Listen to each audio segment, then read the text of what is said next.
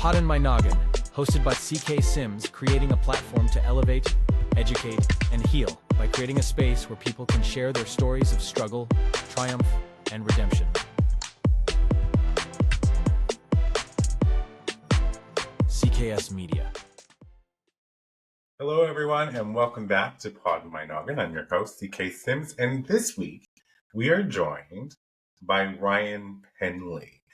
Did I say that right? Yes, you did. And is that your real name?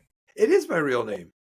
It's very interesting. I like it. So Ryan Penley wrote or penned a book, which we'll get to later.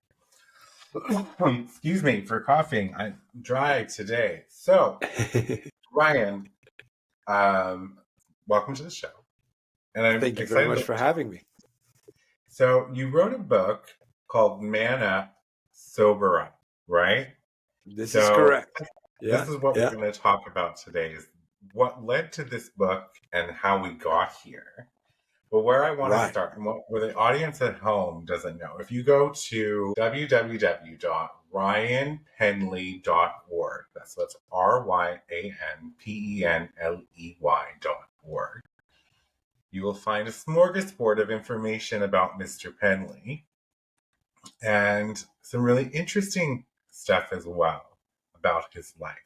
On your website, Mr. Penley, you say that prior to 13, well, actually, no, you say at 13, you fell into the treacherous world of drugs and alcohol. So this is correct. Yeah. What are we talking about here? Like, what did that look like at 13 years old?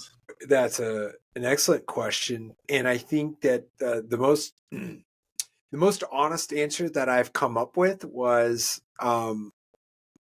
I was at a party and I had a couple of beers, and then all of a sudden, wham bam, I had enough confidence, or at least I started to think that I'm funny, and I had enough guts to approach a pretty girl that I hadn't been able to approach before that point in time. So I thought this stuff was magic. I thought this beer was magic, and it was like, probably like swill to say the best of it, right? But like the effect it had on me, it wasn't like I was like, oh, this tastes great.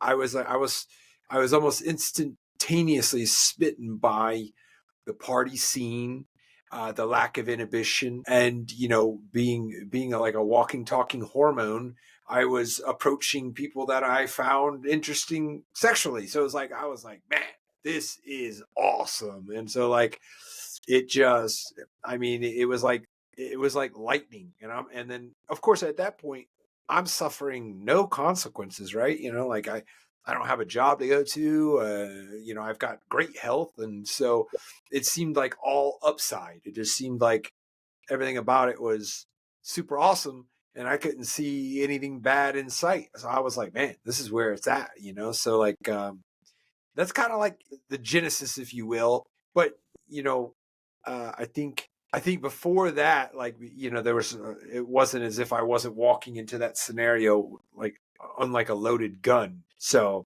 hopefully that answered what you were looking for. It did. It's actually, you painted a very interesting picture, because I hadn't thought about this before. So you are someone who's not maybe confident at 13, which, I mean, how many 13s are that confident? Hormones changing, bodies changing. You're at a party, you're drinking beer. All of a sudden, you feel maybe invincible, or that it's giving you some sort of superpower, or unlocking something. So that would be, just from a psychological standpoint, a very not good situation. Yeah. Right? Well, I mean, but at the time, though, like I said, I was suffering zero consequences. All I saw in my 13-year-old mind was like, this is great, So no school issues? No, like, well, not home? So, well, eventually it turned into, and I mean, very quickly, the school, I don't know exactly how it happened, but I was like referred to a program, in which, it was for kids that were reported to have been using drugs and alcohol. And so I found myself, being offered, at the time, it was probably a pretty decent program, but, my mind was elsewhere. So, I mean, I wasn't trying to hear any of that stuff. So it did leak into the school. It did leak into like the school ears, if you will, or, some of like, the caretakers, if you will. They did try to make a move, because they're seeing the future. I wasn't seeing any of that. All I was seeing was like, all right, what are you talking about? This is great, and so I think the writing was on the wall. Mm-hmm. Well, I mean, you're 13, 14. So, like, we're not thinking about the future when you're that age. You're thinking about everything but the future. Maybe you've thought about, when I grow up, I'll be, I want to be this or that. But I don't think that you've thought about taxes, credit history, school, like mortgages, stuff like that. I don't think you're thinking about those things at 13. So No, you're hell no. experiencing this elation from alcohol at that point. Was there anything prior to 13 that could have led to the use of alcohol, or would you say it was really isolated around? I'm still mind blown. I know that we're roughly the same age. I think you're 42 and I'm 43, so you were born in Yep. 82. Yep. 81. So yeah, 43. I have to remind myself though. You're 81? Yeah. So I'm Okay. 40. I'm 43. Yeah. Okay. So, like, liquor at 13. Like, how does that happen? There's no judgment Right. to anybody listening who might be related to this story. I think that that's Right. part of like my mind, and I'll tell you, like, I grew up in such a religious, strict household.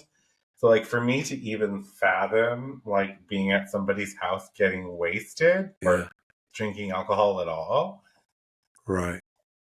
Yeah. So the question was before, and so like I had mentioned like I walked into that scenario kind of like a loaded gun, and I say that I use that phrase because my mother and my father were both alcoholics and drug addicts. Well, my mother is still actively in addiction, and I don't have a relationship with either of them. I believe my father is sober these days.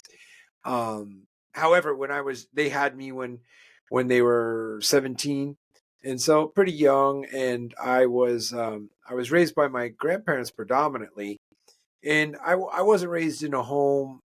Well, my grandfather drank heavily, but he was like that classic like 50s like alcoholic, 3 martinis for lunch. He wasn't yelling and screaming and beating anybody. He was going to work and coming home and then drinking a bottle of scotch and then going and doing it again. So he was that alcoholic that was forgiven, if you will, because like everything was handled. It was like, oh, well, he goes to work and things are paid for. So of course he gets to have his bottle of alcohol. But nonetheless, it wasn't, I guess what I'm referencing here is like, as far as being like the loaded gun, is that my mother and my father, especially my father, because I had no relationship with him, when I found out how similar our lives were with the struggles with addiction and how severe the consequences of some of our choices became, like, man, it like hit me so hard in the face that I thought to myself, like, man, was I doomed? Was I doomed to? And I still I don't think about it much because I don't think it's very useful, but it's something to wonder that, like, if both of my parents were such heavily involved with substances, was I almost certainly going to have a problem? And then, so that's a tricky question. But yeah, the what happened before 13, I guess alcohol was around and there wasn't much knowledge about the downfalls of drinking too much or anything like that. Because most of my family were kind of like functioning alcoholics, I imagine, if you wanted to use a term. But Yeah, I wonder about that because like before 13, what was living inside me? Was it just itching to get out? This addict slash alcoholic? Like was I begging to take center stage? And that's I guess maybe I'll never know the answer. Some people think that that's the trauma I have to heal, but I've kind of done my best to move forward, uh, if you will.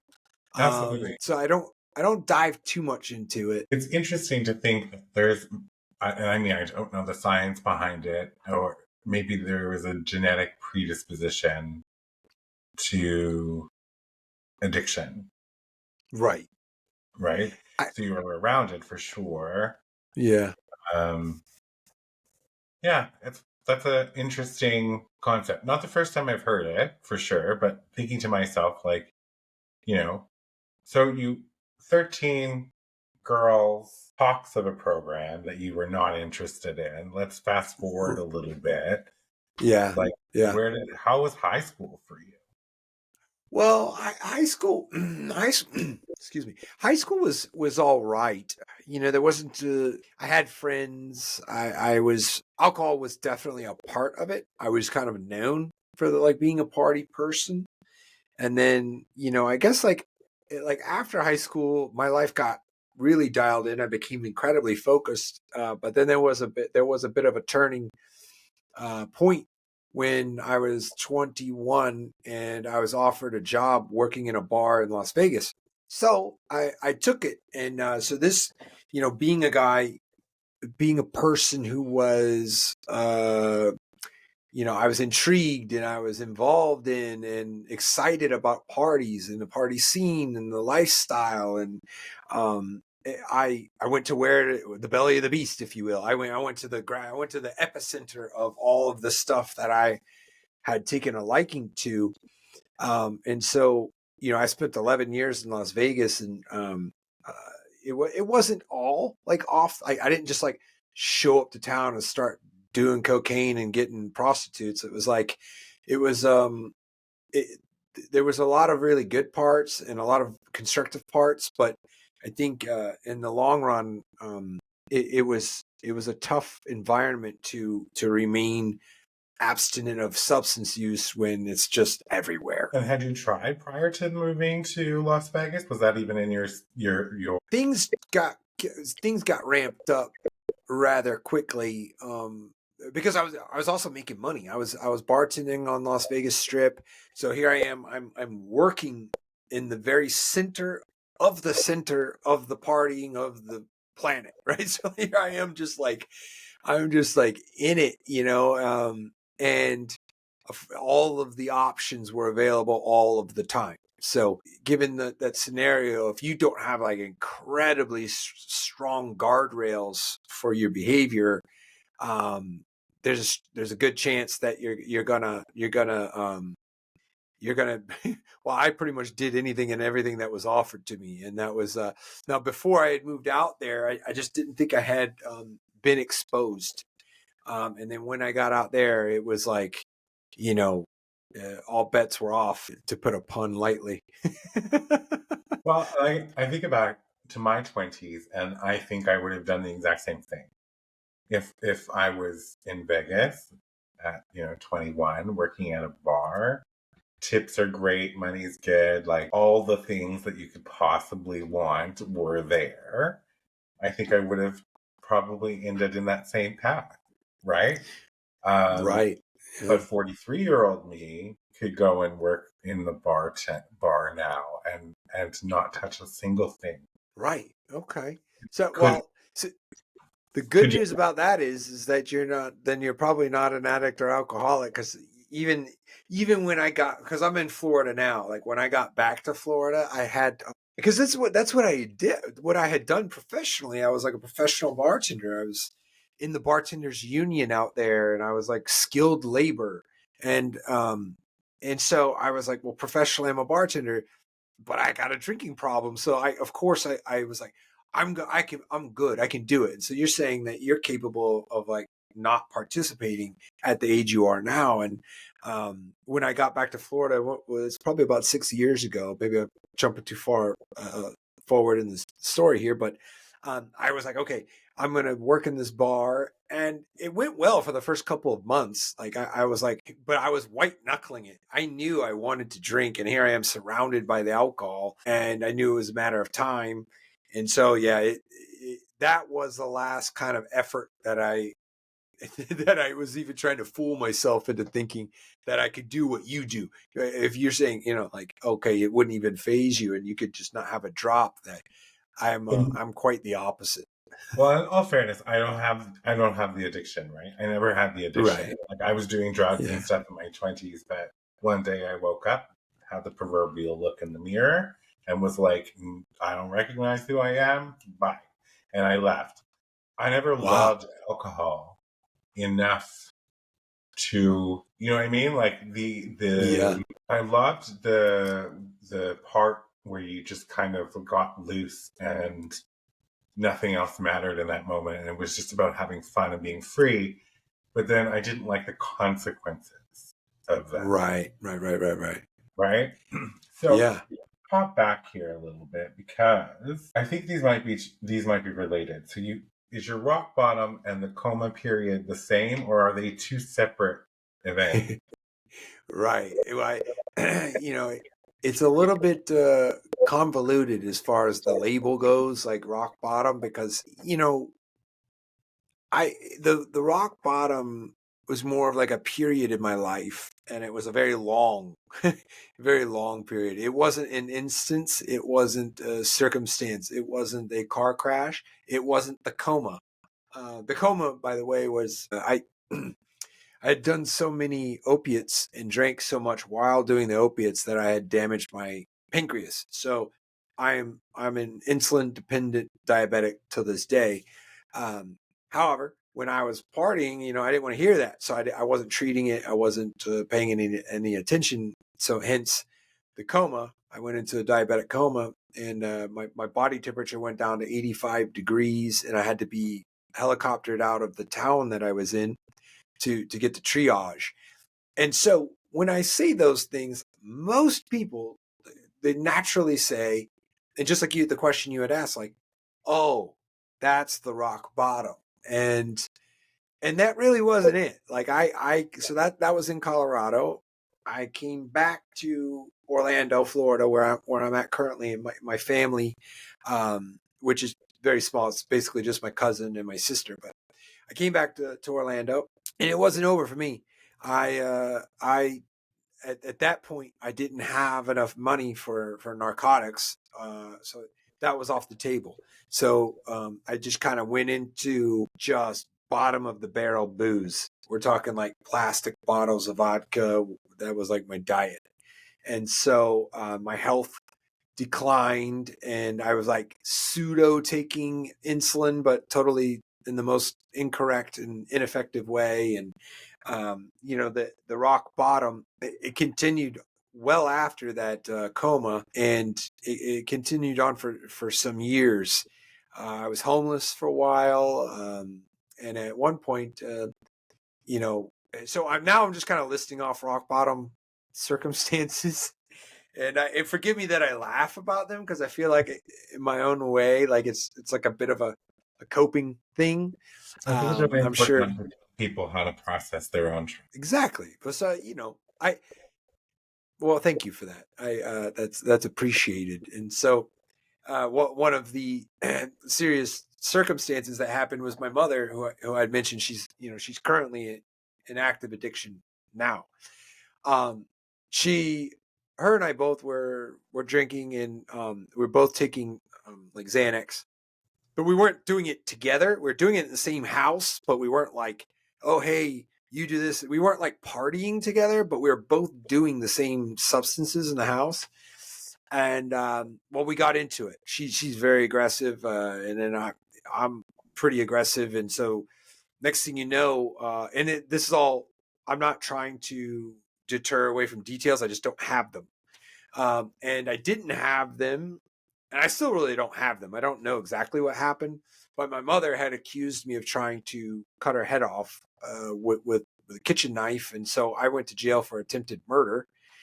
And again, it wasn't about, I don't think I tried to murder her. I just don't think that. I may have said something like that. Who knows? I don't know what happened. I know that we both fell down, and so anyways, the accusations in Florida, if somebody calls the cops, like somebody's got to go to jail.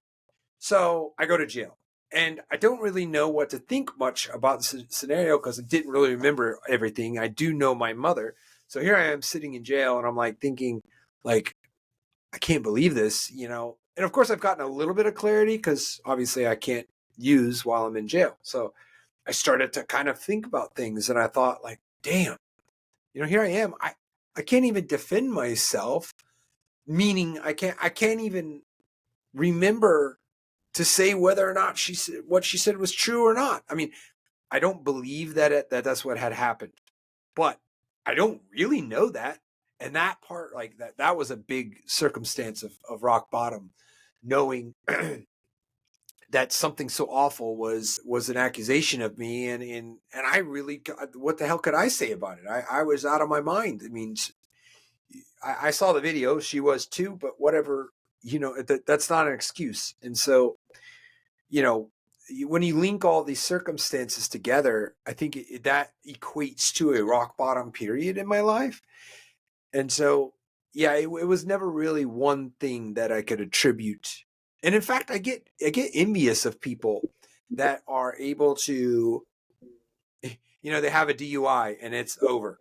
They don't ever do anything wrong again. It's like they, you know, but me, I have got a high tolerance for this kind of stuff, so I kind of stayed at it for way longer than I should have been, you know. Wow. So, I mean, not remember, right? Especially and Right. being accused of something. Have you talked to them, your mother, since? Has anything come more clearer? Well, I mean, if we're trying to dig up what happened on that day, I have very little for you. Her and I we don't have a relationship because my mother's, you know, she has her issues, and a person being on the outside looking in, you know, I have to perceive her as toxic because being around her will equate, or it will result in a toxic scenario. But, you know, maybe here's some context to put into it. My mother accused my biological father of trying to bludgeon her with his cowboy boots to her head. These are all, it's very odd. And I actually spoke to a doctor and explained these accusations she's made. And they all include head trauma by like a device. So with my biological father, it was, he tried to kick her head in with his cowboy boots. My stepfather, who was my sister's biological father, she said that he smashed a dresser on her head. Her own mother, my grandmother, she said that she tried to bash her head in with a telephone, like an old telephone, like a big telephone. And so, you know, when I had said this to a professional, he was like, "Oh my God, she's got borderline personality disorder."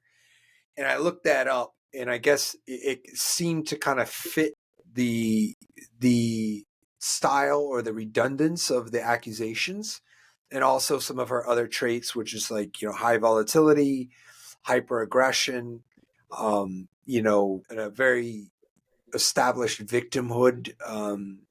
There's a lot of things at play there. My mother's not well, and it sucks.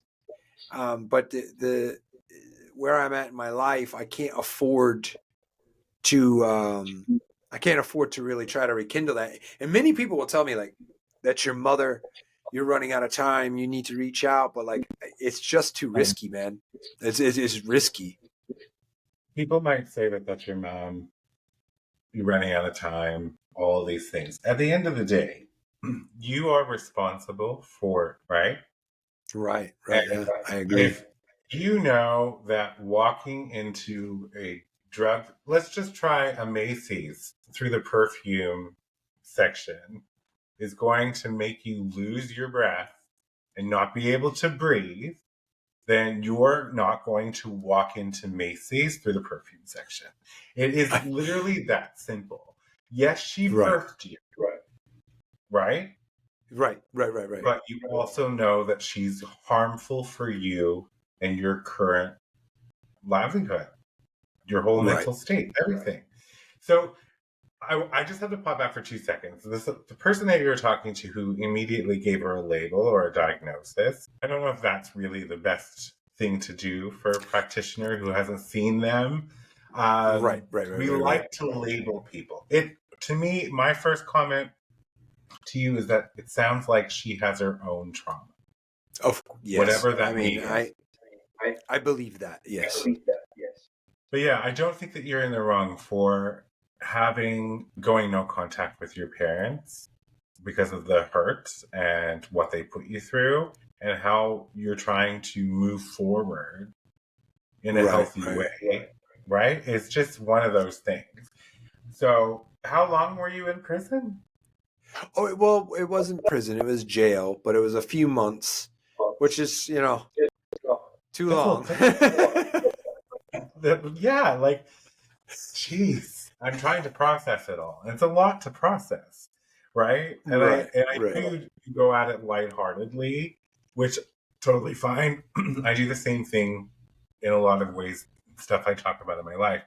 And it just feels better to do that, and I get it. So, but I mean, a few months of jail, I'm assuming that you were released without charge. Things were cleared It out. took some time. I had to, basically prove that, that I'm not that person. But the system, how it works, is like you put you through a class, and then I was on probation, but I followed all the rules, and so it was fine, and I ended up. Now what sucks is that like that arrest is still on my record, and depending on what kind of a background check somebody may do, it still shows up, and I am it. You can't expunge an arrest record, which is kind of crazy, but it's on there, and it says attempted murder with a deadly weapon. And people that know me are like, when I say this stuff to somebody, man, like people look at me like, "What did you say?" And I'm like, I don't want to get into it, like that's because it's just I think that a lot of other people or people when they hear it, it carries so much weight because of so many very I mean, you say the word murder, it's like, whoa, it's like you just dropped a big heavy lead weight in the conversation. And so sometimes I say it so lightly. But the flip side, I guess, what I kind of carry as like a badge of like pride is that I'm transparent. I'm like, look, yeah, it sounds awful. It was awful. It is awful, or I guess was awful because I've grown because of it. I know that obviously I wouldn't want to do it again, but like that's part of the journey. It is a part of the journey. We're gonna take a break. We'll be right back. Life in Stitches by CK Sims. Available for purchase in paperback and ebook on all major platforms.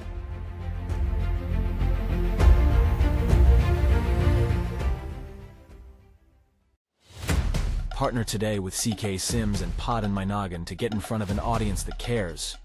You will be supporting mental health stories, tales of resilience, and uplifting content, aligning your brand with bringing goodness, authenticity, and kindness front and center.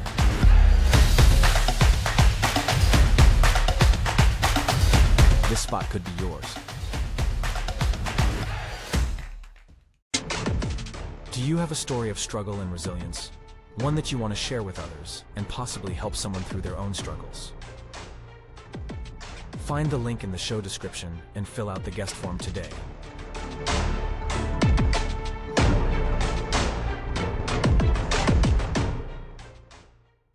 Welcome back, everyone. Before the break, we were talking to Ryan Perry about his, I'm just going to say, tumultuous life. That's fair. That's I fair. I mean, uh, there was quite a lot that you shared in there, and you know, we ended off that part of the conversation with you being in jail, being accused of attempted murder with a deadly weapon. Is that what you said? I believe. Exactly that. Yes. Um, and that it's still on your record, which Yeah. mind boggles me because I'm from Canada, so I'm not from the US. So, like in Canada, police records don't matter. It's only conviction, right, that Right. stay on your record. So It that's it's unfortunate. Well, how old were you when this happened? see, out of all the questions, like I can tell like the narrative, but when it comes to time frames, man, it just is blurry to say the least. So, um, we're looking at it's been almost 9 years. So 9 years since this massive, and that would be considered a life-changing, traumatizing event. To be accused, to be put in prison, not prison jail, sorry, I want to be clear. So when you left this, you said you followed all the rules, the letter. Were you dry? Did you remain dry after you left? Or, So, I mean, when you said, like I followed all the rules, that's not necessarily true. I wasn't sober. I okay. now I suppose that there's like varying levels in the journey of how wrecked I was. I would kind of pull it together and get a job, and then I would kind of, I'd slip, if you will, or relapse or whatever it is, and then maybe I get canned, and then I got to get another job, and so I had these like, kind of ebbs and flows of like how together I was.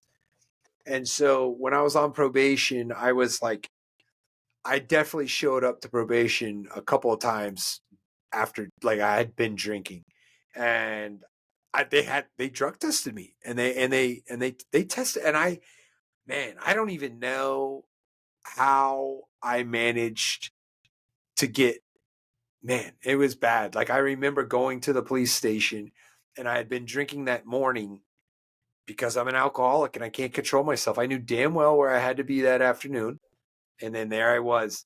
And I remember thinking to myself, "Oh my God! Like if they test me, it's over. Like they're gonna put me right into jail." And for whatever reason, I took a test. I took a test, and I handed it to them, and like they didn't do anything. I don't know why. I don't know how on earth. Like I don't know how that worked out, but nonetheless, so I was not clean. But I was kind of piecing it together, and then sometimes I feel like when I start going down this list of things, it's a long list. But I was also in this stage of like rock bottom, if you will, this period of rock bottom. I was Baker acted. And so, if you're in Canada, in Florida, down here, it's not true in every state, but it's definitely true in Florida. If you are deemed a harm to yourself or others, somebody can call and you're not arrested, but you're detained. And so, and they detain you for 72 hours. And so, this had happened to me 12 to 15 times. I really don't know. I keep telling myself I'm going to like look it up because it's like I can find that information. But, so I would be Baker acted for 72 hours. And when you're in there, they don't give you, I mean, it's like a mental hospital. Like you're not able to do much, and you might as well be in jail. But you're safe, and you kind of have a little bit of space to like kind of sober up. So this had happened to me, many times, and so uh, throughout those times, at first I just wanted to get out and get back to getting wasted and doing drugs and doing whatever I could do. Like I was like, get me out of here so I can do whatever I want. Then over time, and after I'd been in there so many times, like I started thinking like, okay, I got 72 hours to like gain like a glimpse of clarity. I'm going to use it. And then when I get out, I'm going to try to like find some help and get some help. And so that failed many times, but at least I had the desire. I was like, okay, I've got to use being in this hospital as a launch pad. And so The very last time, however many times it was, that I was Baker acted, I got out and I called my cousin and I presented to her. Now I had already burned her. I'd already lived with her and it didn't go well. I ended up drinking her husband's alcohol and we got into an argument. And so therefore I was no longer, I was asked to leave, but I reached back out to her and I said to her, I said, listen, I have a plan. And so that plan was, I guess the umbrella term for the plan would be accountability. I reached out to her and I said, I'm going to get a breathalyzer and I'm going to blow into the breathalyzer every day that I come to you. When I come to your house to stay, I'll blow into the breathalyzer. And then in addition, I had to get therapy once a week. And in addition to that, I had to go to an AA meeting once a week. So anyways, there was like a plan and I was willfully accountable. I was willing to participate. Were these self-imposed regulations? Right. They were.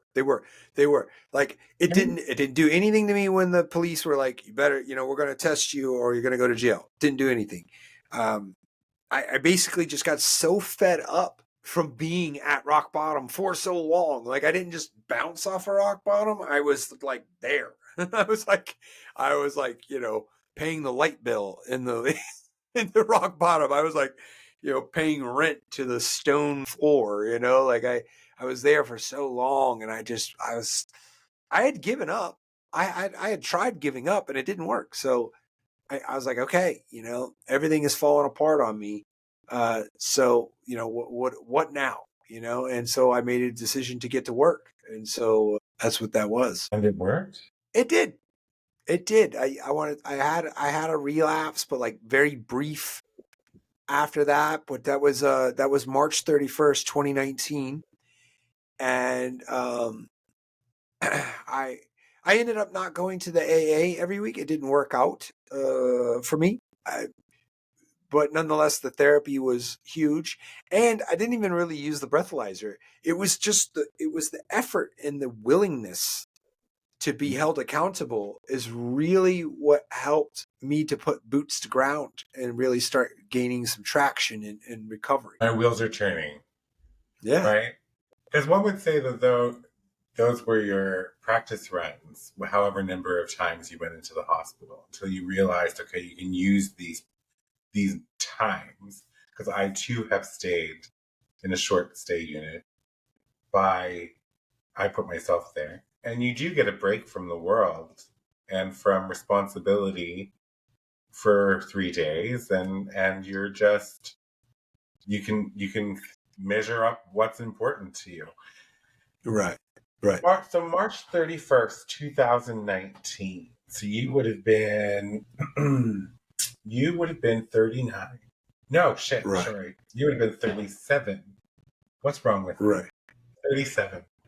So 37, Right. after living in multiple states, drinking since you were 13, having gone into a coma, been through homelessness, been accused of attempted murder with a deadly weapon, and spent time in jail. On March 31st, 2019, you rewrote your story. That's true. And it wasn't like I used the term work because that's what it was. That's how I perceive it to be. It was a lot of work, and but I started really putting together different tools, different. I started. It's so weird because like I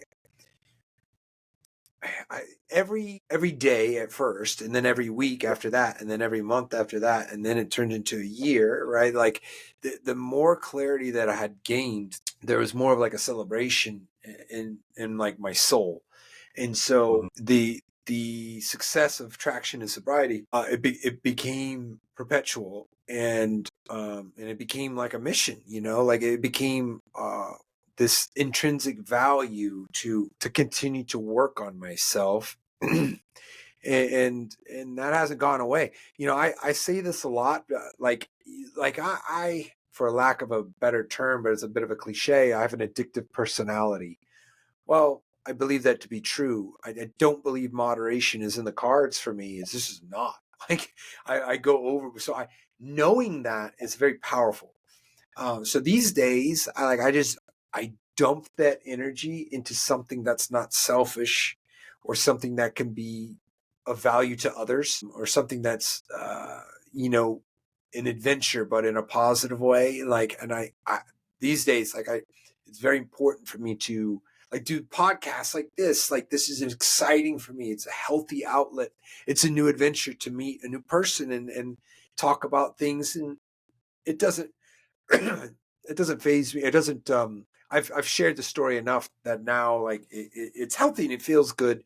But it's just this act of meeting new people and participating and communicating, things like this. Like, this is what's needed in my life. And if I don't have that, if I'm not constantly in pursuit, then I foresee like a rocky road. Like, the boat will start to rock very quickly. So it sounds to me like you got addicted to healing yourself. Right. Or growth. And so, and I know that a lot of people will probably say, like, well, yeah, you're still attached, which is not good. Okay, that's fair. But Attached? what am I?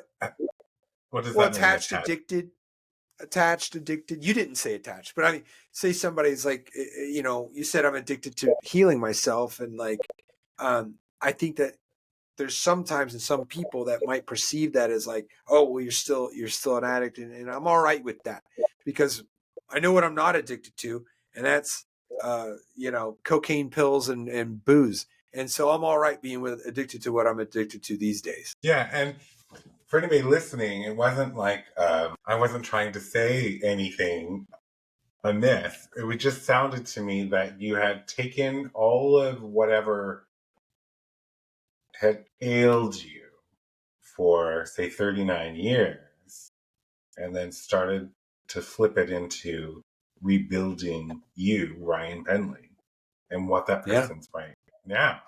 And I think that for anybody who's not been an addict, once an addict, always an addict.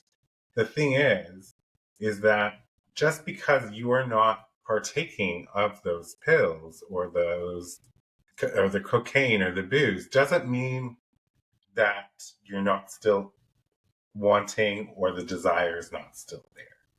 So Right. now that leads me to my next sort of question, because you had mentioned like you really are focused on the pursuit of, say, happiness, if you will, helping others. And you feel that if you weren't doing that, if there was, say, a lull in that, the boat would get really rocky. Is there a plan if something happens in your life where you can't pursue for a period of time? That's a really good question, and I don't think nobody's ever really asked me that, and I've never really thought about it either. There's definitely not a plan. To be blunt and short, the short and sweet of the answer to that question is no. There's not necessarily a plan.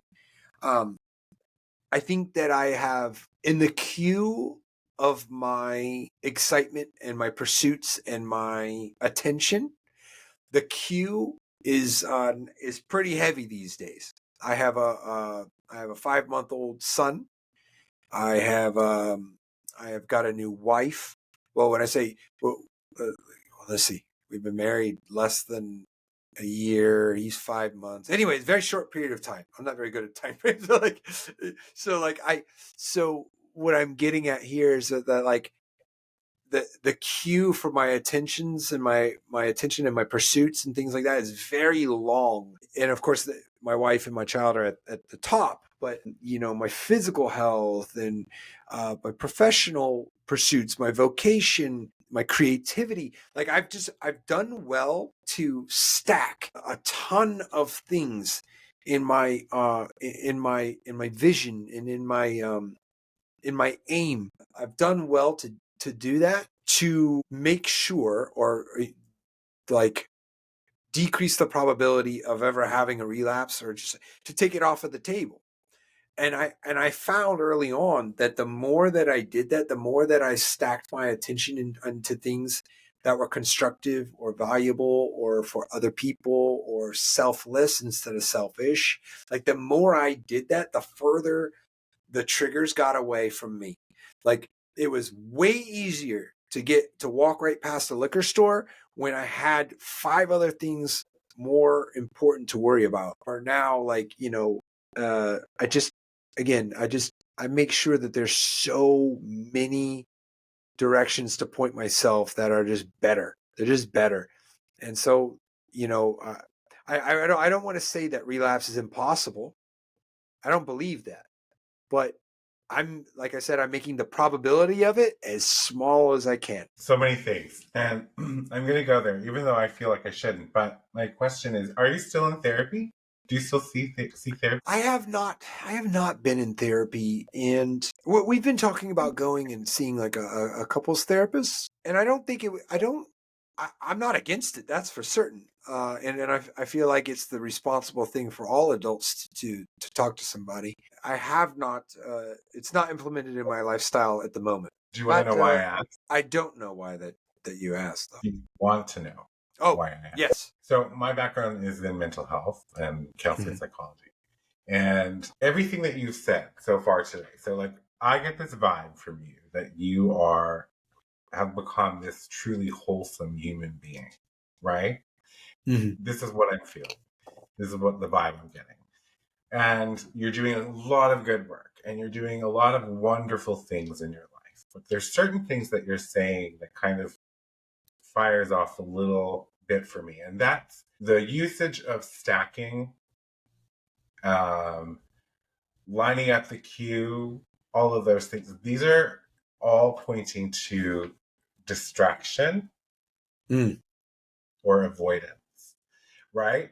So, not to dismiss or anything, all of the incredible things that you're doing to help others, but what I want you to consider is, who is Ryan Penley right now without all of that? And it sounds like you're trying to spend the last 5 years being very selfless, because selfishness brings in the triggers. But you have to fill your cup. And that maybe is the worst analogy I could possibly use. But well played. I see what you did there. But you know what I mean? Like, we're not bottomless. Like, oh my God, this is a terrible, it's all coming out wrong.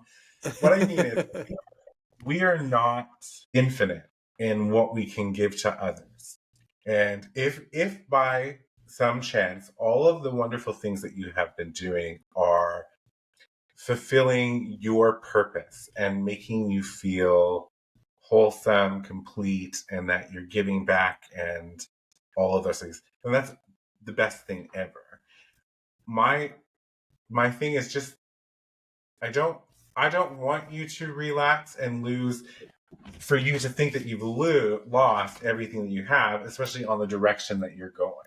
So like, to me, I'm just, the inside of me is just telling me, shut the hell up, is what I was telling you. But what I'm trying to say is that therapy about who Ryan Penley is right now, if this other part didn't exist. And that might be a painful sort of discovery for a few weeks or months, to figure out how strong you are without that stuff or without that cue. If it's just, say, your wife and your baby, right? And you had mentioned earlier in the interview that you have an addictive personality, and you know that, and that's powerful. Knowledge of ourselves is probably the most powerful thing in the whole wide world. So that's one thing I would just, and you don't have to listen to me. If you feel good, you do you. But it was something that was just aching at the back of my mind, because avoidance will work and do wonders for a long time, but at some point avoidance will run out. Well, let me rephrase this and see what you think. Okay. So I'm not judging you, by the way. Oh no, I don't. Listen, I don't worry about such things. So like, and you're a professional, so I appreciate your opinion. So like, it's true, I'm addicted to many things that are objectively considered healthy, and then I also subjectively consider them healthy. And so I pour my energy into these things. And so when I think about relapsing, or I think about a trigger, or I think about, and it's rather seldom these days, but if I were to think about that, it like the very first thing I think of is that it's taking away from my initial focus and goal of XYZ and so forth.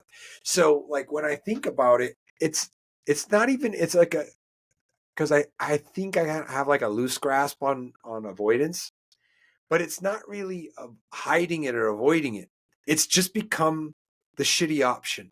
I'm like, well, I know what alcohol gets me, and I know it doesn't get me what I want. And what I want is over here, and it's to help others and be there for my family and be a decent father and all these things and provide. And I know that instead of like I'm not like trying to sweep it under the rug. I know it's right there, and I know there's alcohol, and I know there's drugs, and I know that there is a benefit to them, whatever it might be, like just like a very short period of bliss or euphoria, whatever.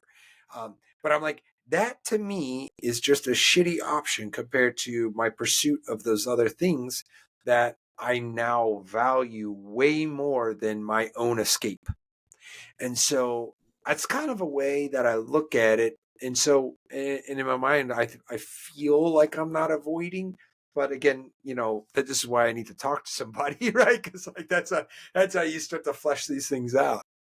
Well, I will tell you that your re-explanation does dial down the slight concern, right? Is just Right. because it was the choice of wording that you used that was Mm-hmm, like, mm-hmm. okay, feels like he's stacking, he's in pursuit, he's got this cue. Like, it seems like you're trying to build a never-ending list of things that will never bring you back to there. So Right. that was the section that sort of brought me in.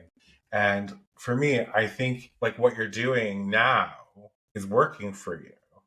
And Right. Right. um, so I have one question before we talk about your book, because we're going to talk about your book. If you could go back to 13-year-old you, just before you entered that house, the night you started drinking, what would you tell him now? It's interesting because I don't carry a lot of like regrets.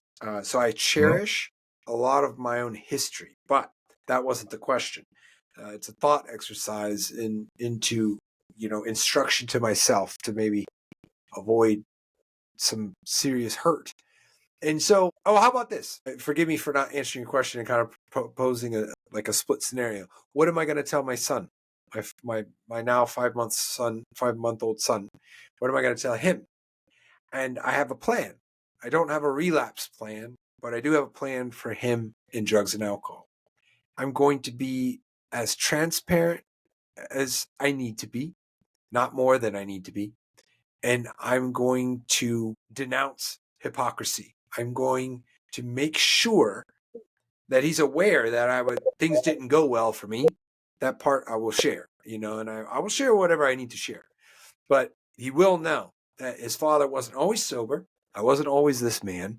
And um, I chose drugs and alcohol, and I had an inability to moderate it, and it became more than just, it became what may and could have destroyed me. He's going to know that part. And then I'm not going to hide it. I'm not going to try to shield him, like or overprotect him. I mean, it's out there. I don't I don't think that the trick is to keep the snakes out of the garden. I think it's to arm him with knowledge of snakes and know what to do when you're around them. And so like I plan on being super transparent and as little of a hypocrite as possible. At least definitely not a hypocrite when it comes to drugs and alcohol, because this is my plan, and he won't know that person. And so, but because he doesn't know that person that was addicted and all of that, obviously I have to share that element. But that's what I'm going to arm him with is knowledge, my own transparency, and then of course, you know, never let him say, "Oh, my dad told me to not do this," but look, he's doing that. I think that really gets in the way. I know many parents that are do as I say, not as I do, or I can do whatever I want because I'm an adult, but in my eyes, I don't think I'll take that approach. I think I'll take a different approach. So that's the plan. That's the plan for him when he's 12, when he's 13, and these days will come. There will be a house. There will be alcohol. There will be a party. It's coming. That day is approaching for him, and so that's my plan. It's a little ways out because you said he's 5 months, right? It's a little ways out. It's a little ways out. Oh, good plan. And I love the plan because I think the plan in itself is showing your son dignity and respect, right? Right. Not Right. pretending to be this wonderful adult who has their shit together all the time. No, Right. in actual fact, this is who I used to be, and this is the road I took. Really important for children to see that. So, yeah, great plan. I love this plan. Don't know if I'll be around to know how it turns out, but I hope it turns out really well for both of you. So you wrote Man Up, Sober Up. You got married. You had your first child. Let's talk about your book. So your work right now, if you're on your website, you have your book, right? So it's 8 powerful steps to reclaim respect, conquer isolation, and thrive in recovery. So what brought you there? So, this is what brought me there. I felt moved to help people that, I found success in solving a very hard problem for the world. Is my solution the solution? Not necessarily. It's a solution, and it was mine. So I felt moved and compelled to share it. And so then it was like, okay, like how do I want to do this? And I was in search of leverage. This is what I was, in search of leverage. And I was like, how do I get the message out? And how do I most effectively, because I could stand on a soapbox outside and yell and scream. I could, who knows? It's so I was on kind of a pursuit, if you will, to share that message and share a bit of my story and then also how I did it. So that therein lies the opportunity came about to write the book, and I got a coach, and this coach shared some very visceral tactics to getting a book published, and so I just moved on it, and I was exhilarated. It was such a great process, and so here I am. I'm just like pouring into this book, and so really the book was my very novice. It's very candid and it's very true, but like as far as my works go, I got the story out there, but it's just my first whack at it, right? Like, and since then I've been doing podcasts, I'm so intrigued by all of these ways, all these beautiful people out here sharing positive messages, and mine specifically is tailored to the substance and alcohol community, or addicts and alcoholics, and so it's what I have found success in again, and that's what I've decided to share. So that's really what it was all about. It was like the book, or the medium of the book, was like my first whack at leverage, which is it's like the least attractive term to use when you're trying to help people. But it really is like that's what it was. And it was. Some people use shovels, other people use books, right? Some people use right. hammers or water buckets. We all need some tool to use to help other people, and this is your book. So you said, and I think what's interesting too is that you're talking about doing these podcasts and you're meeting these people. I think there's something really beautiful about having intimate conversations with strangers and developing human connections you otherwise wouldn't have. So, like for me, this journey of starting a podcast and interviewing people like you has been equally just wonderful and uplifting and fulfilling, because we have a lot of people in this world who have hurt, right? Yeah. and who have gone through great adversity and have come out the other side defining their own version of success Right. and just living in what they might feel right now is their dreamscape, a place they didn't know was possible, say 10 years ago. And to an outsider looking in, it might just look like a normal life or an average life. But to them, maybe an average life was never in the books, or they Right. didn't think it was. Also, you have your own podcast. You have The Next Fix, Yes. which is appropriately named, and I like that play on words. So anybody can watch this episode 21, prioritizing well-being. Great message there. That's your latest episode. And you have sober life courses. Right. You have a 21-day challenge, which is free, y'all, if you go to his website. Right. And then you have Sober to Super, which is $199, which I think is a very reasonably priced. And I'm curious. I'm looking at the Let's Chat option. If I were to click that, what's going to Right. happen? Well, in theory, I will respond to your chat. You're going through a very fresh revision of the website. So, full transparency, as I was just speaking about, like, I haven't been able to use the chat quite yet. I think I put it on this morning or even yesterday. I think it was yesterday. Nonetheless, it was very, very recent, that chat button. But it's all me. So how about this, to one up that chat button, in case, because I'm not 100% sure that works, but my phone number is there and my email is there. That's me. It's me all day.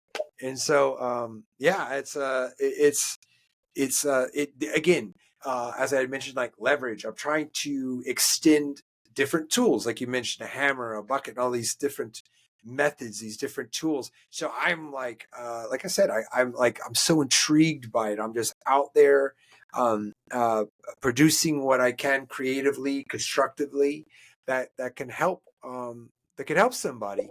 And so it's just man, I love all of that, and I love, like you'd said, like the podcast. What a great thing to speak to people, and you're in Canada, right? It's it's a blessing to be able to just, for us to have these conversations and share with people, like-minded people, or even different people, whatever it might be. It's like, man, the whole thing is outstanding.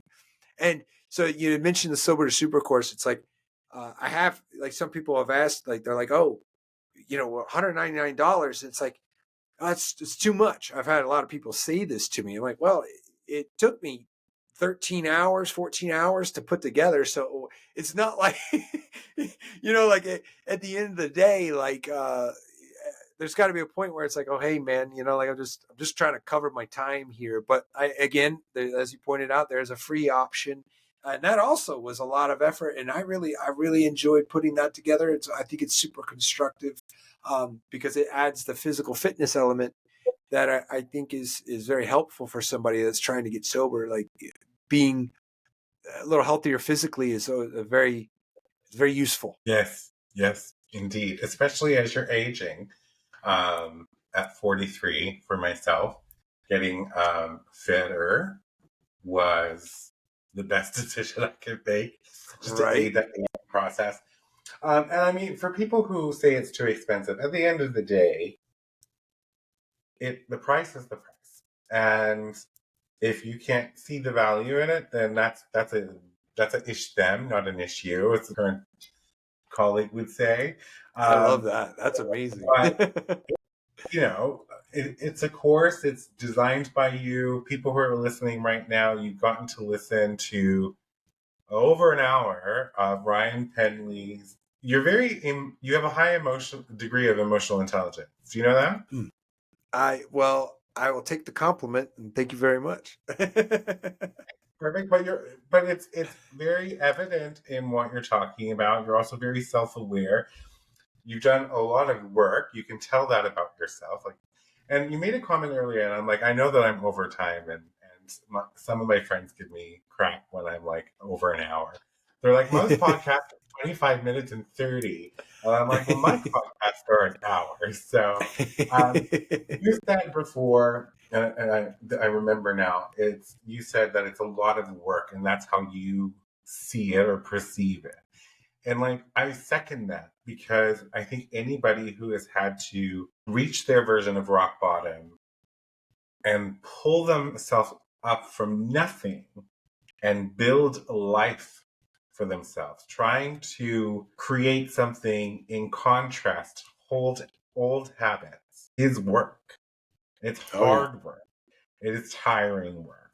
And you said you're still working even after all these years, and the work never finishes. Yes, it gets a little lighter of a load, but the work is always present.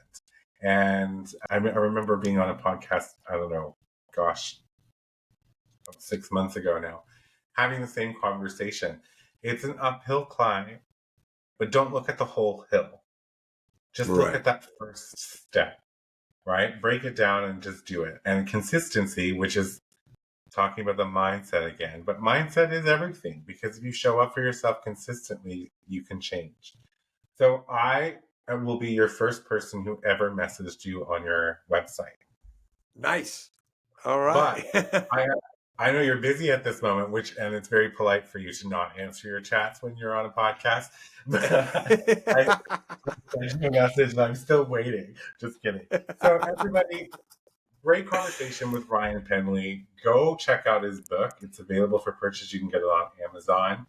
If you're struggling with addiction, reach out and get help. You can call 988 anywhere in the continental US. Ryan, thank you so much for being so candid and such a wonderful guest on the show. And I wish you the world of happiness and a healthy family and childhood for your son. So Thank you very much. I appreciate that.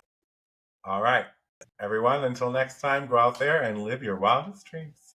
For media and sponsorship inquiries, email info@ccsims.com or visit ccsims.com and fill out the contact form. Be sure to subscribe so you don't miss an episode. A new episode airs every Saturday. CKS Media.